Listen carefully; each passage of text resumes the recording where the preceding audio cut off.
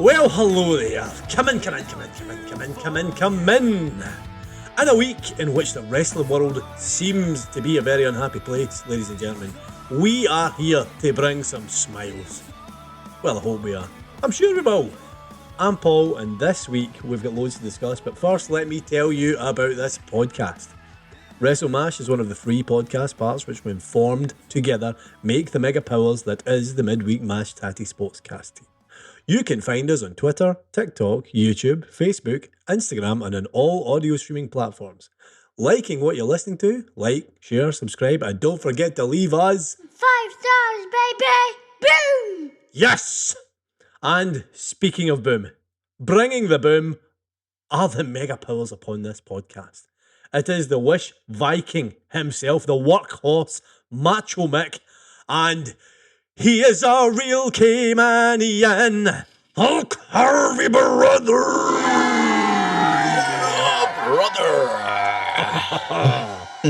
Didn't get it in me for the singing, but I found it somewhere. When Harvey Mania runs wild on you. Let me tell you something, guys. How are we doing anyway, though? How are we going on? We all right? Well, brother. Oh, good. Glad to hear it. Harvey, mate. How's Harvey Mania? Amazing. How's the kidney stones, mate? Are they kind of gone? I think so. They get all Hulk Harvey booking power then. That's locked in the mirror, locked.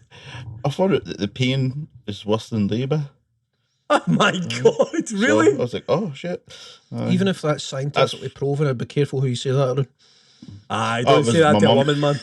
No, it was my your mum mum that said said it. My mum said it too because she's had kidney stones and then another 2 lassies that have had it that I know, who've had mothers as well, they said the same thing. So they said kidney stones was worse than childbirth. Aye. You know, it totally puts a bit of science in that Friends episode where Joey's got the kidney stones and they're doing the whole birth thing. I totally get that now, right? I just thought that was just to be silly. Oh, there you go. There's a bit of method in the madness. There you are. Well, lads, on this week's show, holy Shida. We're going to talk about Hikaru Shida, obviously. We've got the big Brock deal for the big dog. Kota Ibushi chat. We've got the reverse double turn that absolutely nobody asked for. Can't wait to let Mick loose on that when it comes. It's going to be a promo. Will we ring the bell, lads? Aye. Aye. I was just going to Now ring let's for hit it. it. Ding, ding, ding. Let's ring it. Quality. So we will skirt by the some of the newsy stuff so well, because there's a wee bit of news this week. It's been a busy week. It's always a busy week. Roman Reigns, lads. I remember we were talking very recently about the kind of promo he kind of cut in the ring at a house show where I'm saying I might not be here for a long time. It turns out that was with regards to the type of contract in which he worked for WWE. He is now re-signed a bigger, better deal in which he's not required to work as heavy a schedule anymore. So house shows, other than in the massive arenas, he's not going to be there. TV tapings, it looks like he's not going to be at a lot of them either. Some inside the business have likened this to the Brock Lesnar deal, which is kind of, whether you like it or not, is a very good deal for Brock Lesnar. This is what Roman Reigns is going to go into, kind of part-time appearances, bring all the star power, and allows him to now focus on other projects. What do you think, guys? Is a Brock Lesnar deal a good thing for WWE with a top star? No, it only works for Brock Lesnar.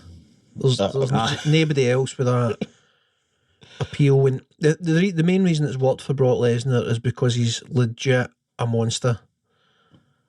It's not going to work for Roman Reigns. Roman Reigns needs to be there at least every kind of second week, doing promo work or filming videos like backstage segments. He's all about the character. He's no, you know what I mean, he's head of the table. He needs to be there and be seen. He's no somebody that can just turn up and decimate people in the same way that Brock Lesnar does. I mean, I think that's a good point, mate. I think it leaves a massive void on TV, a Roman Reigns shaped hole, especially when he's a double champion right now. To be exactly. Aye. somebody that's now taking time off. It's arguably something that was very unpopular when it was Brock Lesnar that was champion, where he was only appearing 12 or 13 times per year, but he was the champ. So everybody's just sort of doing the old "where's Poochie" thing for the Simpsons, like when he's not there. That's what it's like, man. Like it's a weird shout, man. But I mean, good for Roman Reigns. Like he's going to be home Fair more. play to His him, kids will see him aye. more. Better work-life balance, more money. Aye. It's another addition of WWE being stupid and doing WWE things, because they've got this model that they've had for ages where they're building one star at the top of the card and then working everything around about them, rather than having multiple stars. And I mean, like, they've got the whole point of having the split brand is that they can have two sets of stars and champions, but Aye. they just don't do it. And now It's strange. their biggest name in Brock Lesnar is part-timer, and their sort of self-made star in Roman Reigns, they'll now allow him to be a part-timer. What do they do now? With all their belts tied up and everything? Aye, it's an unusual situation, really. I mean, they just had the WrestleMania Backlash there, and while I think the wrestling matches were a lot of fun, sorry guys, the wrestling matches were a lot of fun and all that, a lot of good work being done, nothing really advances because everything's stuck in top of Roman Reigns. Yep. He's apparently not appearing in the next pay-per-view either. Don't ask me what one it is. It is gone from the top of my head. But apparently he's not going to be there. Have you seen the big event that WWE's doing in Wales? It's going to be like this some castle carnage. The clash at the castle. So What castle? it's not, God, I don't know, a Welsh castle, I guess. Is there a castle next to the Next to the Millennium Millennium Stadium? I Stadium? don't believe I so. don't think so. God knows, man. Let me Google castles in Cardiff because I want to know. So it's not going to be SummerSlam. It's just this thing that They they're have inventing. Cardiff Castle, like What castle? Cardiff Castle. Oh, there is a It's in Cardiff Cardiff, right? castle. It's in Aye, Cardiff, Millennium mate. Stadium, Right, Cardiff, so there's a castle in called Cardiff Castle. I remember that much. Aye. So it's Clash in the city that also has a castle. Is that? I basically it's one of the kind of odd names in it to use. Like when you think of Cardiff, do you ever think, oh, Cardiff Castle? I didn't even know there was one till I googled there. I know there is one. I remember being in there, but I mean, if you say Edinburgh to me, then Edinburgh Castle, I mean, Stirling Castle, aye. Yep. Like Wales, Cardiff. Wales. Can't imagine Friends, WWE's rugby. rocking up in Stirling though, are they? Aye. Made up language. See, Cardiff to me If is it's good night out. Aye, you love Cardiff for a night, mate, don't you? Oh, well, aye. Some place for it. Oh dear. But I'll quickly skirt his own. Obviously that clash at the castle, I think that's Big Drew versus Roman in the headline for that, I believe, because he's a semi-hometown guy, Drew, being Scottish, and it's in the UK. I mean, he'll not win. I wonder who's it'll going be to win fun. that. I doubt Drew's ever going to win anything like against Roman. But aye, to move on quickly, lads. MJF, lads, what do we think about this? I mean, there is a lot of noise coming from all directions about his apparent unhappiness with his contractual situation within AEW. His contract runs until 2024, so he has 2 more years. I mean, we've spoke about the need for AEW to start moving MJF upwards towards title reigns. But it would seem he's apparently already upset. Although you'd never know, judging by his on-television persona. Yep. What do we think? Is this nonsense? Is it MJF just been a wind-up? Because, I mean, as you know, he loves quoting how he'll listen to the other side when it hits 2024. Like, he loves healing it up. Is it just heel work? What do we think? Is there substance coming? How's you got something on it? I have nothing on it. No. For me, I think it's a bit of both. I think there's a work there where it's getting blown out of proportion just to make a bit of news and stir the pot. But I think he will be, to some degree, a bit miffed because he's been the home well, certainly on the heel side. Well, not realistically, he's been the biggest homegrown star, hasn't he? I think that's fair to say. Aye, that's a pretty fair point. He's been a very big success. Aye. From the start. And then he's had his contract extension, probably on reasonable money, but then they've signed Danielson, they've signed Punk, they've signed Cole. You know what I mean? They've signed these big names on big money, and he's, I mean, much like Cody Rhodes, no longer sort of top star getting top money. He's looking for a bump in pay. You can kind of understand that, but I think at the same time, he has to remember that he's what, 25, 26? He's mid 20s. So as much as he's a star in AEW and he's done amazing, the company's done well building him. He's done great by taking everything that they've gave him and just doing great with it. And he is phenomenal. He's a terrific heel. He's not there yet. You know what I mean? He's really good, but he doesn't quite have the star power that he can just demand the top money in the company.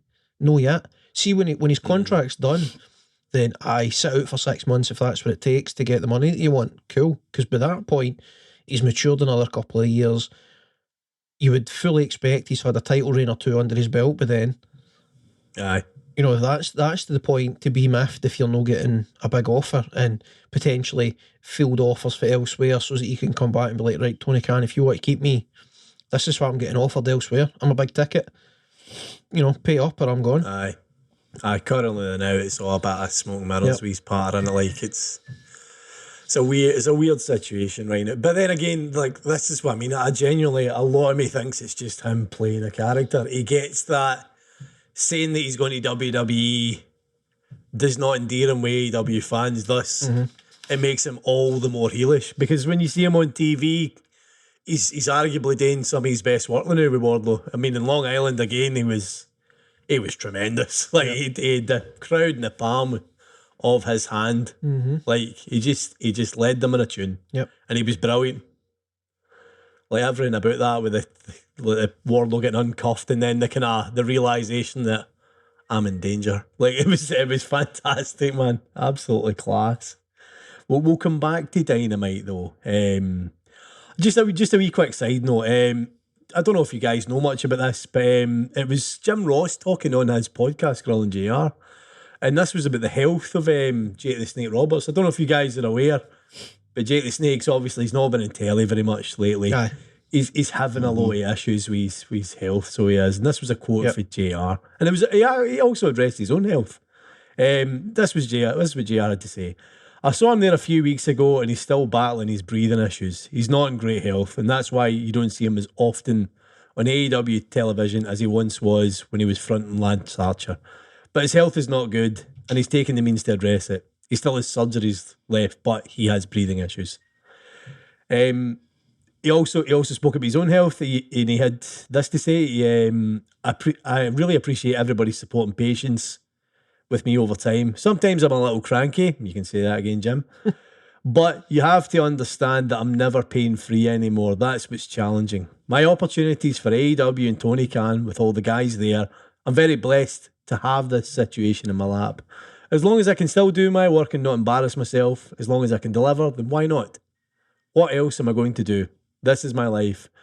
All I'm doing is living my life, and I'm loving every damn minute of it. So, a bit of kind of concerning kind of news, I suppose, in a way, about two of the kind of older guys that are working within AEW. I mean, Jake's body's obviously took a lot of doing with addictions, unfortunately. Yep.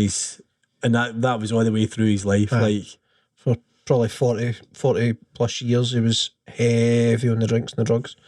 If you see any footage or pictures of him at conventions and stuff in the last sort of year or so, you'll very rarely see him without an oxygen tank and the wee things in his nose to help him breathe. I believe it's COPD that he's struggling with. I'm sure I saw it with COPD somewhere, but obviously it's obviously chain smoking and abusing, drinking drugs. It does that, man.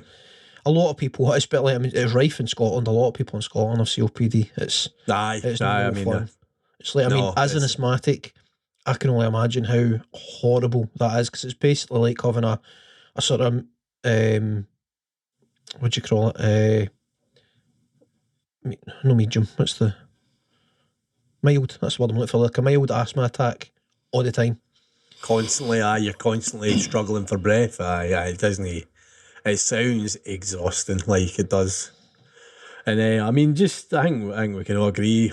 All the best to Jake, and hopefully he's all right, and hopefully he gets a wee bit better. Like, and he doesn't have a life in such discomfort. Obviously, at his advanced years, like, like he's lived a long life. Hopefully, it's not too bad for him. Like, same with Jim Ross, of course, as well. It's amazing that at his age he's still keeping this very rigorous touring schedule of being in a different city every week for a man in his 70s. Like, and again, he's these health troubles as well. He's just recently recovered from cancer. He's got his Bell's palsy. Yep. And again, another man that's a heavy smoker. Like, that's probably being a heavy smoker all your life probably doesn't help you when you get to that kind of age. Yep. Still trying to remain as active. I mean, what do you think? We'll see much more of Jim Ross as a commentator, lads. I kind of think maybe you're looking at another year or two. That's my thoughts, man. You've got a year or two, and then he's not going to be up to the travel, unfortunately. Which is a shame. Yeah, he's an absolute treasure, but he is. It would be good if there's a. Where is he stays? Is it Florida? He stays now. He moved to Florida. He moved to. I think he moved to the Florida area when the pandemic started, so that he could be closer to. Obviously, they ran out of Daly's place, right. and I think he genuinely just likes the area as well, because it's a very sunny place, isn't it? I mean, I've never been. I wonder if there's a promotion that doesn't travel or doesn't travel as much. You know, like Impact didn't used to get about much. Well, I think they're now based more in. I think they base themselves in Nashville and in Canada. Although they'll do tapings out of certain places for the last weeks at a time. I'd imagine he'll not be done with wrestling, but the travel's not gonna. He's not gonna have much more time doing the travelling. He's definitely served a great purpose in AEW. He's commentated on some of the best moments, and his voice adds to it. He gives a but not just that. He does. He's also helped bring. But I mean, Excalibur has been brought on massively, I would imagine, from working with Jim Ross. Like, obviously, Excalibur, Schiavone, and Ross. I mean, two of them are guys that have been on TV for decades. Like Tony Schiavone as well is almost every bit as important as Jim Ross. Yep. He's lesser known, but he's been involved with so many sort of key moments and time frames within pro wrestling. It's good that they got the chance to do something like this again, and it's been very successful largely for them as commentators. Like, they've been awesome, really. But obviously people get old, and that's a shame. But hopefully the two guys are all right. Well, we move on to some controversial stuff now, I think, lads. You know, so Hikaru Shida. We'll start with Holy Shida, as it were. This was something, Mick, that I didn't even notice while watching Rampage, but you alerted me to. Yep. Via voice note. Do you fancy giving it the wee bit of background? Because I mean, you were on this immediately the other night when I was watching Rampage. So basically, on Rampage, there was a sort of in-ring spot, an in-ring interview with the baddies, Jake Cargill and her crew, and Tony Schiavone, and it was announced that member of the baddies, Red Velvet, her upcoming opponent for the Owen Hart Memorial Tournament, and Hikaru Shida had picked up an injury in her street fight match with Serena Deeb. Serena Deeb. So she was not going to be able to compete in the tournament. So then they announced that the Tony Khan had chosen a replacement for Shida, and it was going to be none other than former friend of Red Velvet, Chris Statlander. And Stat came out to the stage and done a wee stare down. And then that was that. they just carried on as they were. And then I happened to just pop Twitter on, or well, open Twitter, I guess, and I pop it on. It's not a telly show. Open Twitter on my phone just to see if there was any crack had came out of the week's wrestling. Had a wee look at what Sean Ross Sapp was saying and stuff like that. And I noticed that as I was in the process of doing this, I didn't even get as far as checking any accounts. Shida had started trending. So then I had a wee look to see what was what. And just after, in fact, I think it was still Rampage was just finished. It was just after Rampage finished.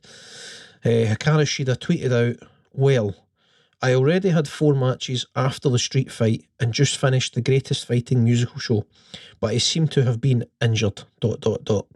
Japanese wrestling is nothing for them. I'm so sorry, and sorry couldn't be in the tournament too. Now this immediately was like a red flag to me. This was like alarm bells. I'm like, oh my God, this is going to get wild. So I was straight on the voice note, like, boys, have you seen what she does just put into her? So, Shida effectively breaking kayfabe here. Now, Just a touch. It's progressed for here. She put out another couple of tweets and some chats came out. So, she followed up with, I'm glad from my heart that Chris, as in Chris Statlander, is in the tournament now, and I'm going to try to enjoy sudden holidays in Japan because it has been a while before I had. So basically, she's now got some time off effectively because she doesn't need to go back to the States for the tournament. So she's going to take a holiday. That's roughly what she's saying there. And then she's finished that with Be Positive. She's there. So that was about an hour later. She's then a wee while after that tweeted again, a few hours after that, I believe it was, saying, after my Philadelphia street fight, a doctor check from AEW was required to participate in the Owen Hart Cup, and I couldn't re-enter the country in time. I'm so sorry to disappoint everyone. These difficulties sometimes happen with international talents. I feel healthy and never stop trying to improve. Please cheer for Chris while I do my best in Japan. Holy Shida, we'll be back soon. So, reading between the lines a wee bit and going off of what reports have came out, it looks like, for whatever reason, something's happened in that street fight. I'm assuming a headshot, but I don't know. Something's happened. There's maybe been a wee ding that's required something's happened that's required medical clearance before she can wrestle again in AEW. That's fair enough. But Shida has been booked in Japan between a last match in AEW when she's scheduled to have a tournament match with Red Velvet. So she's been out the country doing her other matches, and now it transpires that due to travel restrictions, she can't get back into America in time to get medical clearance for the match. This is all fair and well. Shida seemingly knows that all this is going on, that she can't get back in time. The question marks are, does Shida know that this means she's out of the tournament? Or does she think that they're just going to postpone the match? I don't know.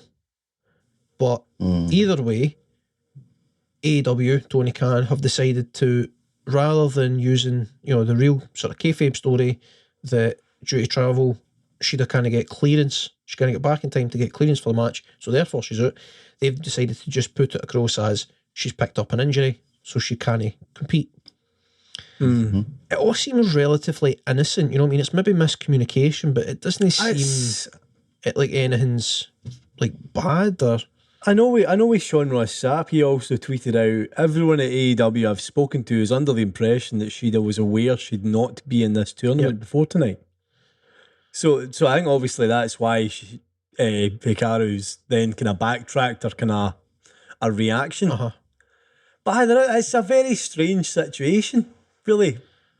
And it's a very strange sort of take for her as well, as somebody who's largely...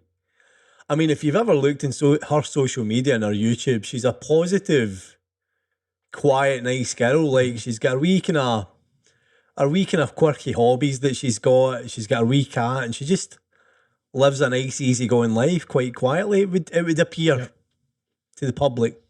So this was way out of character for her. Yeah.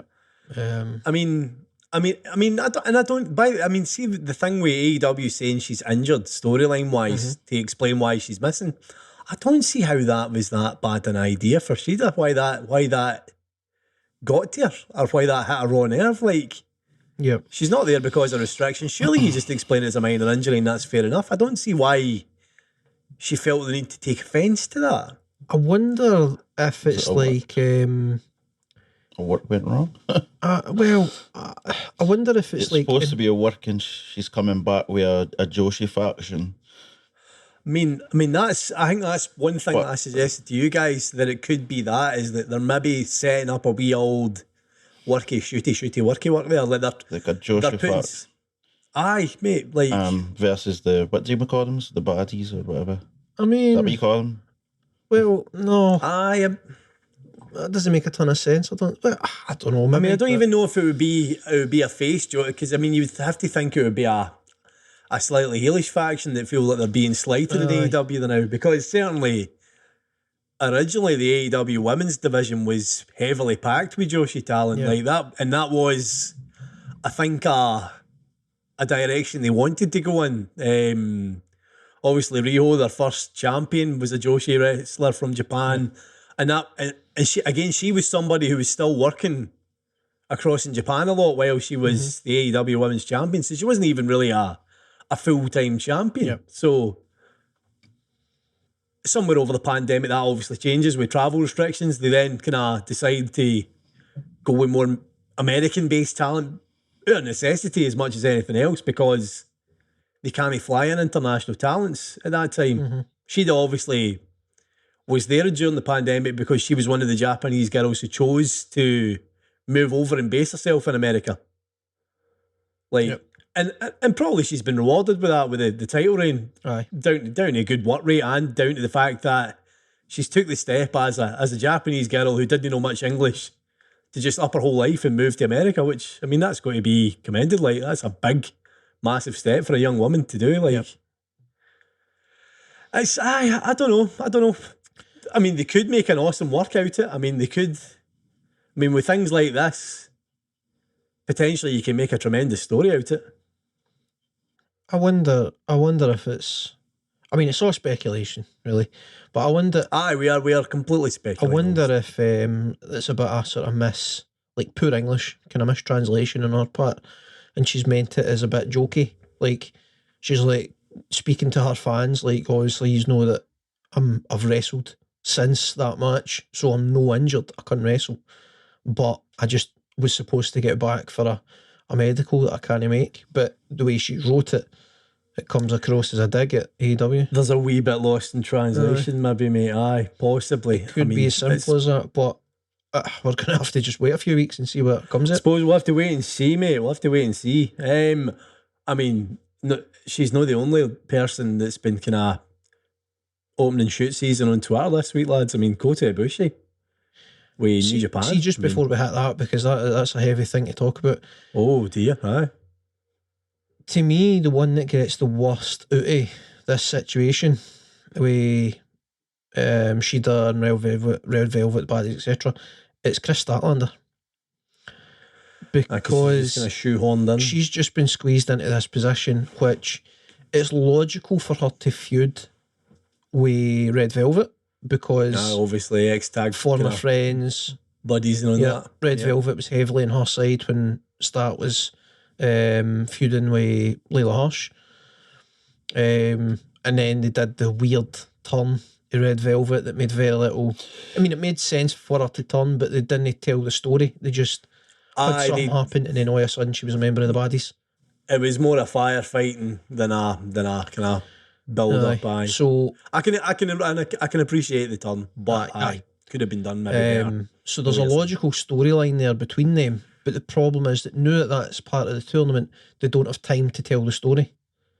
Aye, properly, yeah. So, because it would have been a good feud, I think. Either they're going to half play it out and then come back to it again in the future, or they're just going to like wash over it. And either ways does a disservice to everybody involved. Aye, unfortunately, it's probably not going to get a full story the way it should do. Yep. But I mean, at the very worst, we're getting a good match between two good female wrestlers. It's just obviously a shame with it. The Shida situation can overshadow it. I mean, by the way, just for a wee side note, by the way, I was again entertained by Jade. I love the Tony cut the shit line. That cracks me up every time. cracks me up. Tony, cut his shit. He's not even said anything rude. Like, he's just trying to ask her a question. She's just a pure dick, and it's great. She's a natural heel. I'll give her that. Oh, she is. She's definitely a heel. I've had enough of her at this point in terms of what they're doing. I need them to freshen that section of the division up. I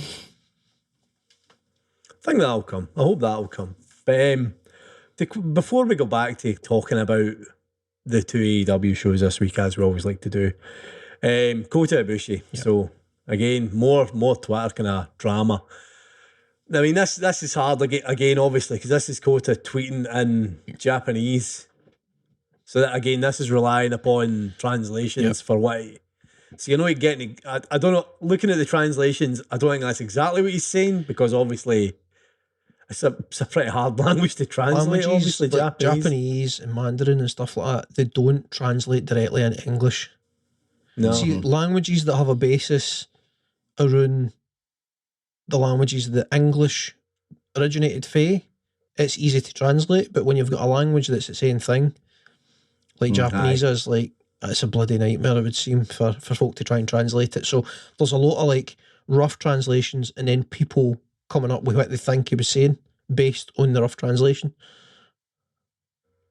Aye, exactly. It's still kind of shocking. He's kind of labelling sort of harassment, sexual harassment, mismanagement, all sorts of kind of accusations at I think it's the assistant to the head booker. Mm-hmm.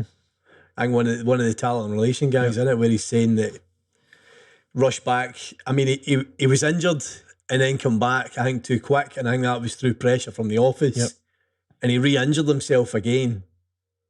And it genuinely looks like there's no solution here. Like, it looks like he's not going to go back to New Japan, I don't think, in this current working relationship, which is, it's a shame, because this is one of the best wrestlers in the world, I think, Kota Ibushi. He's phenomenal.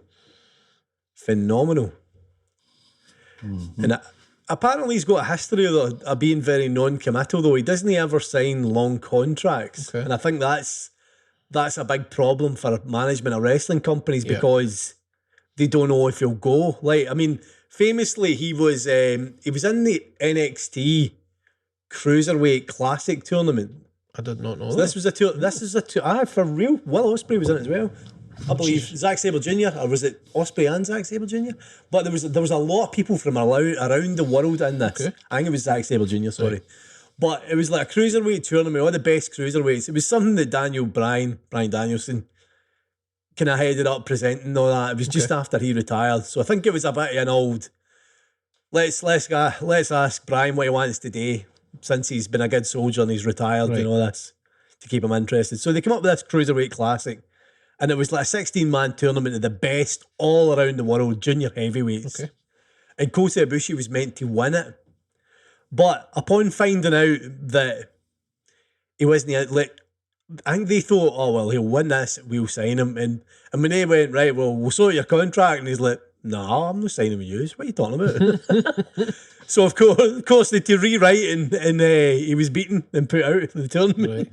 Right. So he's kind of famous for being a bit sort of laid back with where he works, like, and no committing anywhere long term. And I think this is where the trouble comes for him. Yep. Well, the perceived trouble that New Japan have with him.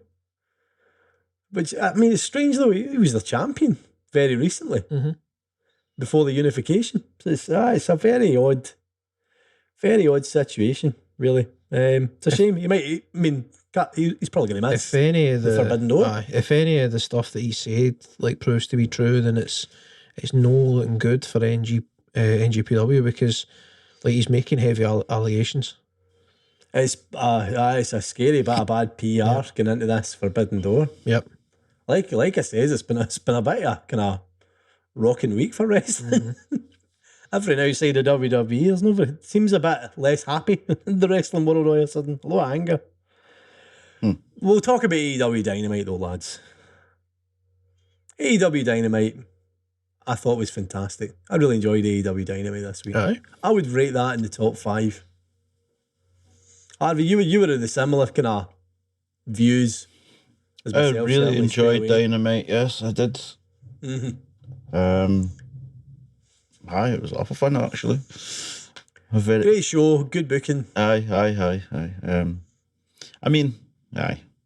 The only one I didn't really like was Adam Cole and Oh, and Dax. Dax. Aye. I wanted Dax to win that, but Aye, I've got to say, I would have loved to have seen Dax aye, go further. like I would have loved for him to actually win the tournament because he has this. Him and oh my god, what's his name? Dax. Him and Cash. Aye. Aye. Dax and Cash Wheeler, yeah. Aye, Cash Wheeler, aye, because they love the Hearts, Owen and Aye. they have this great affection for them. And the match that they put on the other day, where there was a lot of spots from previous other, That's right, aye. I'd like to see him go further, probably even win it. But they did that again here. Him and Adam Cole. Adam Cole. Aye, There's a lot of there's a lot. throwbacks There's to a few, Bret Hart and aye. Shawn Michaels in there. I was reading something about that. Aye. Of course, that's a big thing with Adam Cole, is that he was one of Shawn Michaels' favourites. Obviously, Michaels works with NXT. Yep. He's a Shawn Michaels He was a big guy, Michaels guy. Dax Aye. is a massive Bret Hart fan. Again, though, that rubs me the wrong way a wee bit, because not only have you got a tag guy in there for no good reason when it should be a singles tournament, but I mean, overlooking that, you've got again a bit of a tribute to Bret Hart, like when it's an own, well, it's not a Hart When it's tournament, it's an own Hart tournament, you know what I mean? So, I mean, I'm not against them showing some love for Bret Hart. He is like legit one of the best ever. But it just seems weird to me. You know what I mean? I've got to be honest, lads. I really enjoyed It was the a match. fun match. I quite No liked doubt. it. I liked the match, I liked the story they told, though, was the kind of was obviously the Michael stuff, and that obviously in the end it's because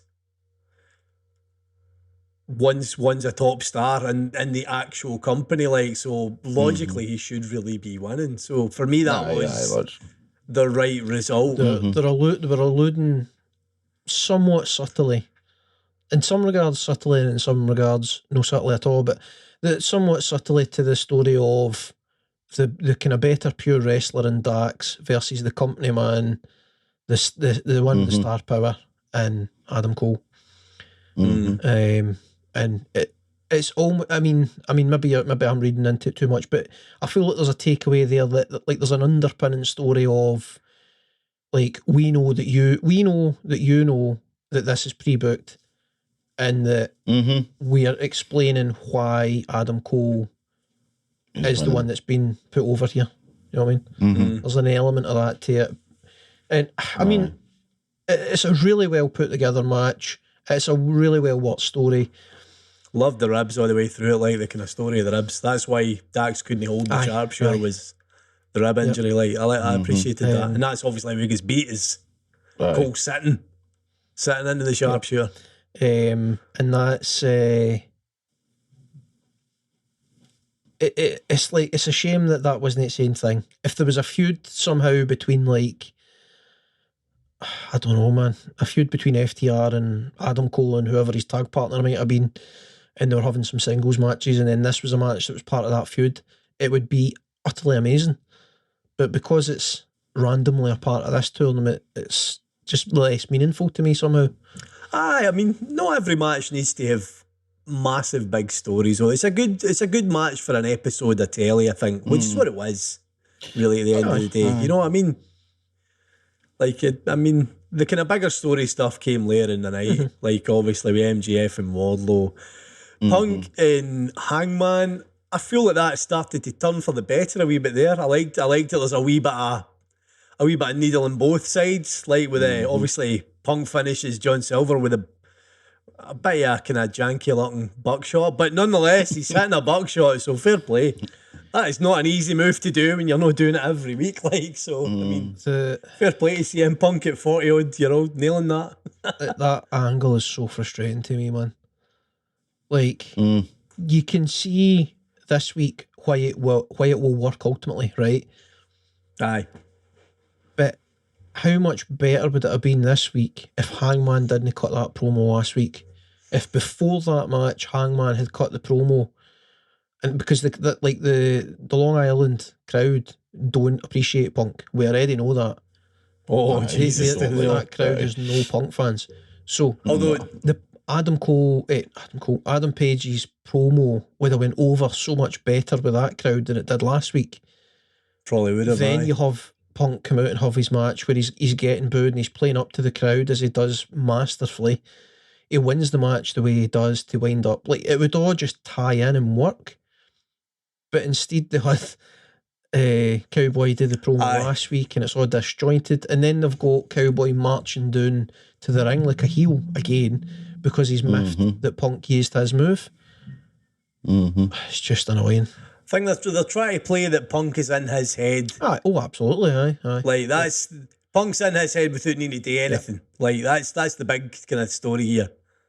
It's like the same with the rejecting the handshake. That's a callback to the MJF story. Like, But the problem is that, I mean, okay, fine, they're bucking the trend or whatever, but if it's a heel champion, that's the type of story you tell. No, if it's a face. You know what I mean? aye. It's just a bit weird. It's good, Aye, no I great, thought I think, is the best way to describe it, I think. It definitely helped it this week, though. I would say it's It was definitely an an upturn. upturn this week. A massive upturn. Jeff Hardy, Darby Allin. Unnecessarily wild, but hell of fun. Aye. I mean, I don't want to be their guys' doctors looking at their backs, but sweet Jesus, did I cheer? It was A fun, treat. man. It was fun. Darby nearly missed the. When he was off the ladder. the cheers. Oh my Aye, God. off the ladder. Jeff was like, "Oh, come here, son." He It nearly missed the was, cheers altogether. it was a horror show, wasn't it? It was wild. It was fun though. They did exactly what they said they were going to do. They were not going to wrestle. It was going to be stuntman versus stuntman dream match. I absolutely was. Tell you It what, definitely I was impressed by how well Jeff Hardy pulled off the swanton onto the steps. I nailed it. It was Nailed that, probably man. better than the swantons he gave to people. Rolled straight off it perfectly. But even still, that That looked was brilliant, man. dang. Just see Darby when he just boff. I was like, oh. It's, I mean, still though, even though the mad crazy things happen, I still wince the most when Darby does that cannonball tope where he rushes and dives through the ropes at the He speed hit of bloody Jeff sound. Hardy's chest so hard with that, man. It's like he hits you that hard that it knocks him into a spin so that he can land on his feet just about. Like, I've never seen anything like it. Like, his control over his wee body in the air is incredible. Like, but I mean, Darby Allin has been quoted for ages in saying, "I'm no long for the wrestling world. I'll be in this quick and out quick because there's no way my body can keep doing this. But you'll remember me." And He's not well, I mean, you're no lying, Darby. We'll remember you. We'll definitely remember you. wild, man. But fuck, it was tremendous. It was absolutely tremendous. I did enjoy it. Rampage though, lads. Rampage. Aye. The end of Rampage. We had I can't with comment Scorpios. Rampage. All right, so I literally had no time to watch it. So sit out and let me and Mick bury this, unfortunately. This got me angry enough to use the Midweek Mashed Tattie Twitter in response to it. This is how angry this got me watching it. I immediately cut a promo on Twitter after it, which is it's not advisable to tweet when you're upset about something. But I did. So, Scorpio Sky versus Frankie Kazarian. The match that actually last week when it was booked, I went, good. And the direction that they were heading in with Scorpio starting to get a wee bit fed up with American top teams bollocks, good. Sammy Guevara is a heel now, good. Yep. Fair play. You've set this in motion to be better. The match starts, we have Scorpio and Sky, and we have Frankie Kazarian getting ready to lock up, and we have SCU chants. The crowd are on board with the direction in which this is going. Not to mention Kazarian in the yellow. Kazarian is in yellow. Exactly. That was me that pointed that out to you when we were watching. So Kazarian is in yellow. He's in the SCU sort of colours. So all good. Love it. Love the attention to detail. what I expect from AEW. I'm getting it. It's a good match. It's athletic. It's as you would expect between Frankie Kazarian and Scorpio Sky. It's a load of fun. It gets to the end of the match. Kaz looks in his finisher, the crossface chicken wing. Sky's looking a bit dizzy, and there comes Dan Lambert coming down to run interference. Ethan Page runs in the ring, cracks Frankie with a belt. That knocks down Frankie. Scorpio then wins by falling on him for the pin. No. Again, No. heel shenanigans. Kazarian kicked out the pin. Oh, he kicked out the pin. And then Scorpio, still not knowing what's happened, stands up and stands up. Mad So he hits the TKO. So he hits the TKO. So my mistake. So he doesn't get him the first time, but he gets him into TKO. He wins by using his finisher. Scorpio's quite happy because he's unaware of what's happened. You think, brilliant. I really like this now because Kaz has been slighted. Scorpio's been ignored by his teammates. Fucking yes. Give me this. No, he mentioned they're cutting to Sammy and Ty in the crowd with the sulky, heelish faces on, looking like a pair of pricks. Perfect. We then get the promo after it, and Scorpio's getting angry at Ethan Page, saying, "What did you do? What did you do? Did you hit him with the title belt?" And Ethan Page starts roaring in the mic, "I did." And he gives the reasons like, he's a team player, and then he's a team blah. player and all this. All this kind of thing. And you think, perfect. And then what does Scorpio do? Turns around and he nails Frankie Kazarian with his title. Yep. It was a dastardly plan all along. And then Sammy comes in for the save, and Scorpio runs away with Ethan and Dan Lambert. Yep. What the fuck were they thinking? Aye.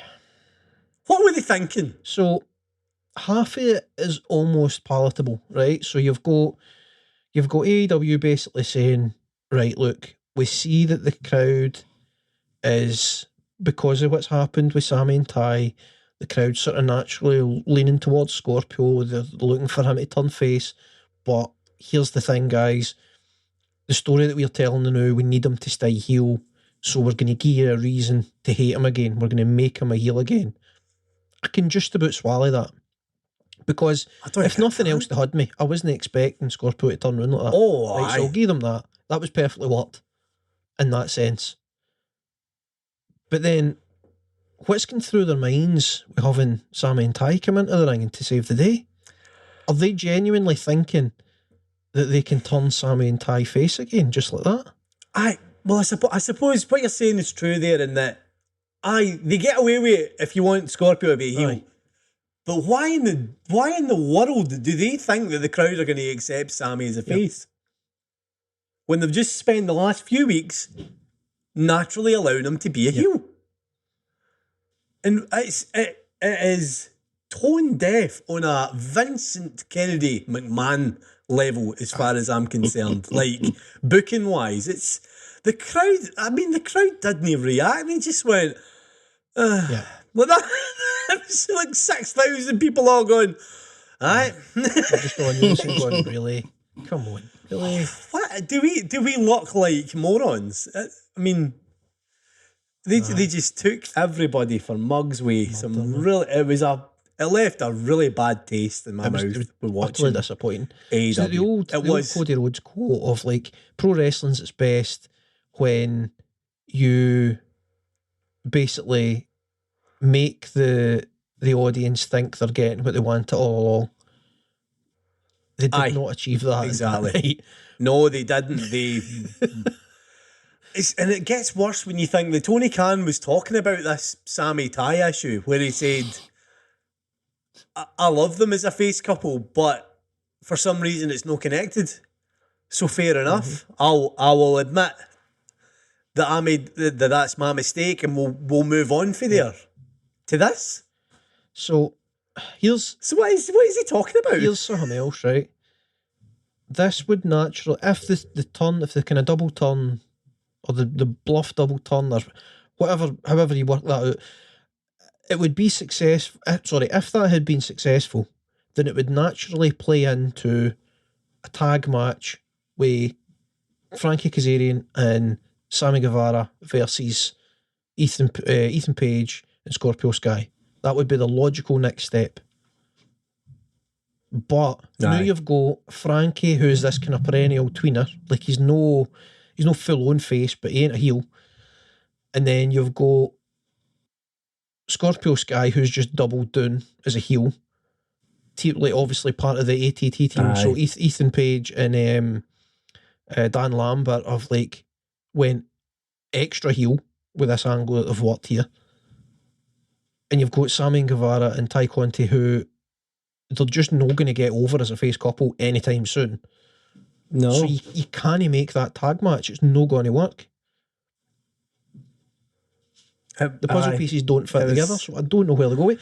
And also, for what it's worth, there's rumours out there that Paige Van Sant isn't ready yet for a match on live telly.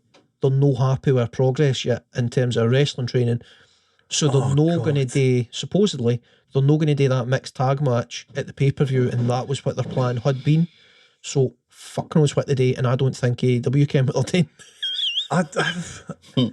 I don't get why we're here. They were fixing it. It was fixed. You had a direction to go. It was a straight walk forward. Yep.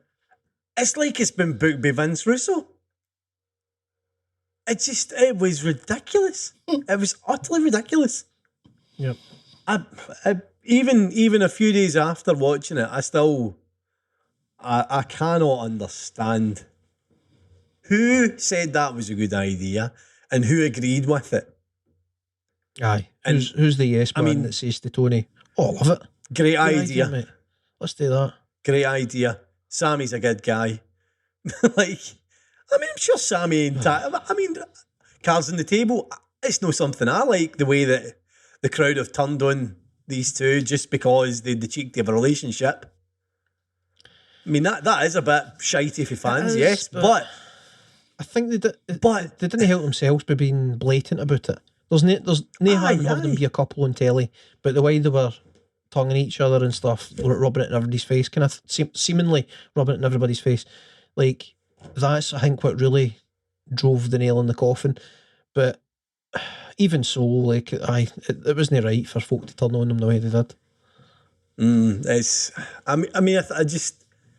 They seem to be very good natural heels as well. Like it was an open goal for me. Like the way that story should have went. Absolutely.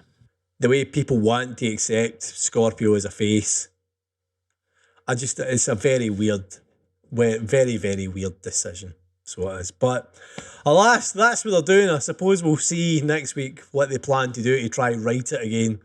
I don't have a great amount of faith in it. No, I don't want Scorpio Sky as champ. That's where I am with it. Well, I mean, above all else, I'm left with more questions than answers is the problem.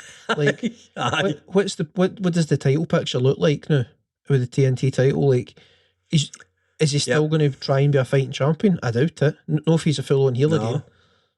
You know what I mean? So then, when's that belt's not getting defended to the pay-per-view now? Then, what's the match going to be? Can it be him and Sammy again? Can it be Sammy bloody Guevara again? That only leads me to think that it's going to be Frankie.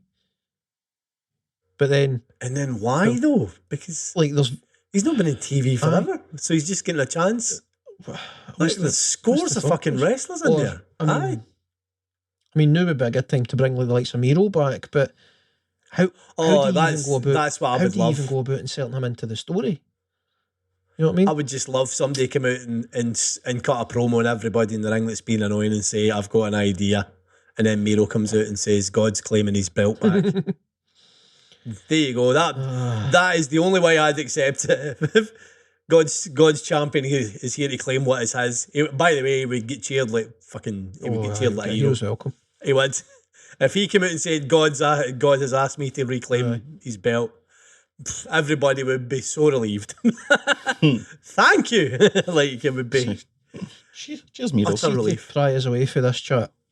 What do you think about involving the Blackpool Combat Club with the Jericho Appreciation Society? And it's as if you read my mind. I was trying to move as well. That. I love it. I love it. It's funny because I was going to say the same thing. Aye. I was literally going to say about the Blackpool Club and the Jericho Appreciation Society. That was fun. I'll tell you for why though. It's going to move on to Blood and Guts cage match. It's going to move on to I've heard this chat. Aye. I want it. That's pro wrestling. It's the shooter pro wrestlers against the sports entertainers. That's perfect. On paper, yes, right. But I don't think that the Blackpool Combat Club gels with what we calling Eddie Kingston and I don't know what you would call him. No. But the thing is, you're tying in John Moxley's relationship to Eddie Kingston. That's the only bit that makes sense.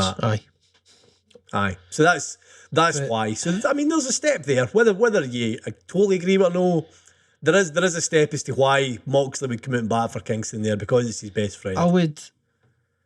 I would much rather see the Blackpool Combat Club be the next feud for Jericho's crew. I wouldn't involve them in this.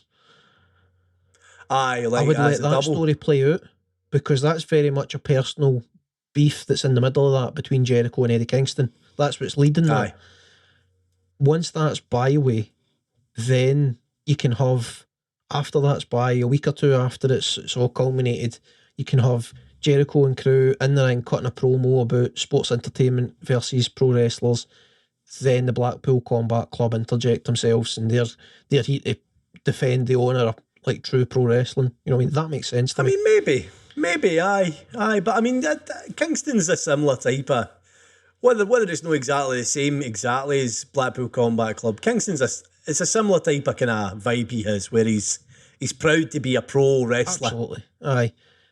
He does not see himself as an entertainer. He is a wrestler first. So he fits in with their kind of ethos. My main issue, I get why they've tied it. My main issue is that they've been going down the narrative of portraying Eddie Kingston and co as like street thugs that don't take any shit.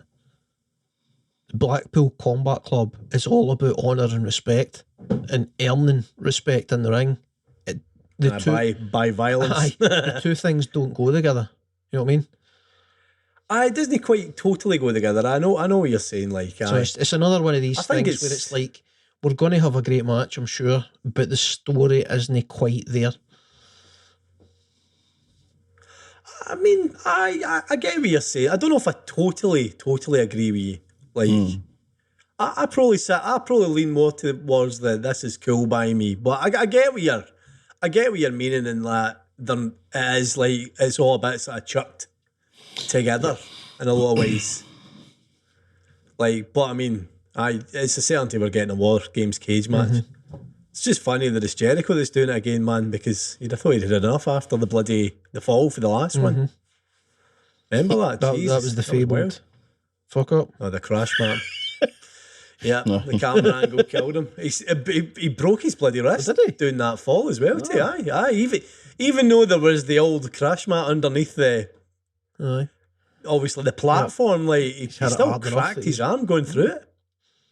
I mean, Jericho, I think at that time, he's a bit slimmer now, but I'd still wager he's at least a good 16 stone a man, at least. But he's probably 16 or so stone now, so I would wager he was over 17 stone at the time. I'd probably be heavier there. I mean, and that's a lot of weight to fall far. Like, that is a lot of heft to be hitting something hard, like. So, it'd be interesting to see if that's where they go again. I imagine it is. See, just before we move on for that, just for a wee bit of context, I don't even know what weight I am. I mean, let's say I'm ballpark 16.5 stone, right? I was recently at a trampoline park for my wee girl's birthday. Gravity is not kind to you when you're north of 15, 16 stone. Absolutely not. I'm like trying to jump into foam pits and bounce on the trampolines. Like, it doesn't feel the same as when you're 12, 13 stone. When you're wee. So I was out on the trampoline with the kids at the weekend, man, and I'm tired from it today, like, and that's just a wee back garden trampoline. Okay. Like, I know you. I can only imagine what it would be like coming off of I mean, I don't even know how big their cage was, but it was probably 15 plus feet it dropped on it. Oh, it was a big ass cage, man. It was in Daly's place, God, but that was a big fall he took, even with the cushioning, as it were. It wouldn't cushion much. You're still scalping it like top speed. Still a sore fall, man. Oh, lads, I mean, really, at this stage of the day here, this is about all we've really got time for. I'm kind of happy we've covered everything. But I'll tell you what, Harvey, do you have one more thing before we go, my man? Just a question. Go for it, man. I can't remember if you talked about this one, but Malcolm Bivens, or what's his real name? Aye, Malcolm Bivens released for NXT, aye. There's rumours that he's going to AEW. Oh, this is the manager fella, isn't it? Apparently so. His bloody his indie name totally escapes I was me. reading about this. What he was Stokely calling Hathaway. Stokely Hathaway, So, yes. He's apparently got ties. The He's very got man. history with Ring of Honor. He was with Ring of Honor for a while, apparently. That's right, aye, he was. So, He was aye, as well. It would make a certain amount of sense for him to go there again. I think he's got a lot of friends within AEW as well. Right. So he has. And I mean, he's literally trained in the ROH dojo. So I he mean, was. all the rumours are that he's pretty much signed a deal with AEW. So It's just waiting to happen, basically. aye. He's got a non-compete, I believe. It's only a 30-day Aye, one though, NXT. because he's exclusively NXT. So you'll see him soon, I would imagine, managing somebody. And I imagine it's management he'll be doing. He'll be an on-screen Aye, manager. he'll be one of He'll his be managers he'll be a soon working again. talent. So- Aye, similar to Mark Sterling, who, by the way, was the MVP of Wednesday night on Dynamite. Aye, He was aye. everywhere. Aye.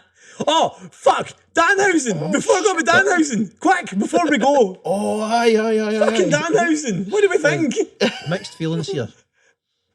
Oh, raging to get beat, but it was still fucking Aye, class. I know. I love that Danhausen is finally getting a show in ring. Right, love that. His walkout, his music, epic. Don't love that he get buried, but that aside, Nah, it don't works like for the that. story. So I'll give him it. Absolutely. Right? And obviously, he's going to have a bit of the ring rust, right? He's no wrestled in ages, so okay, fair play. The thing that I don't like, though, the thing that is just, I would enjoy this so much more if it wasn't for the fact that we've made it pretty clear that Danhausen's a member of the best friends. So why is none of them there to back him up? Why is he pushing for Hook to help him?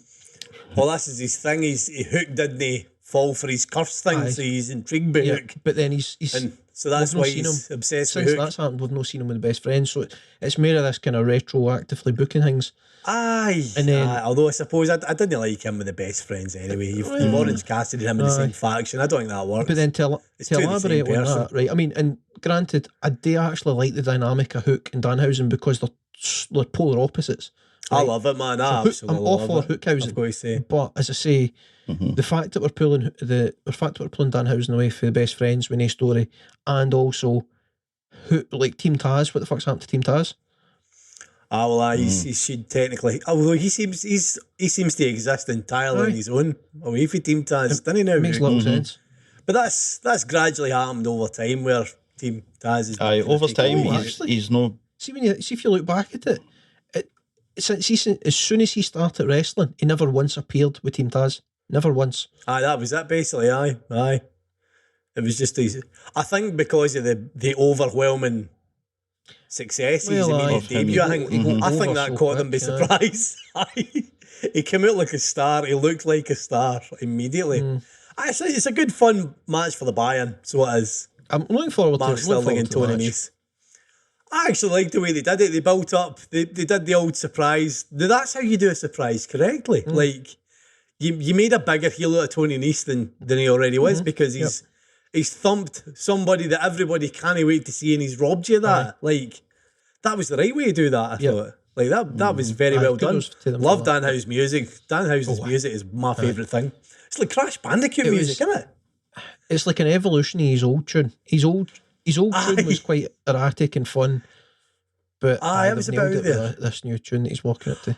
Oh, honestly, that's what I said. I've said to Ollie, "What is this?" He put it on, my wee boy, and he's like, "Is that Crash Bandicoot?" And I'm like, "No, it's a wrestler." He thought it was a Crash Bandicoot, boss. Just to kind of tune it, man. Aye, but fuck Danhausen. How can we forget Danhausen, man? Fuck it. Aye, so back to Stokely Hathaway quickly. Aye. Sorry, mate. Who does he manage? That's all. Who does he manage now? in Oh, AEW? God. If the rumours I are don't said know. to be true and he's coming to AEW, he's got to be a manager. Who does he manage? Oh, mate, you've killed me. I have no bloody idea who you I put wonder in if you can maybe maybe build a faction around Jonathan Gresham. Maybe manages him and another couple of guys. So you've got like Jonathan a bit of Gresham. a face faction to doing go something like against the heels. Because you've got Jay Lethal and his crew, and you've also got Chavo Guerrero. Sanjay No. Dutt. Old fella. Tully Blanchard. Tully Blanchard. Blanchard. You've got Blanchard's crew. So they're needing to stabilise their face side of things. Aye. Dante Martin. Right. Dante Martin's kind of left in his own again. Mm-hmm. If you want, Aye, if you want to 'cause use him as a junior heavyweight and he's not really that much a talker, you give him one hell of a talker and stuff like that. And that's one thing. He, even despite maybe not being in the best stuff in NXT, he made chicken out of chicken shit.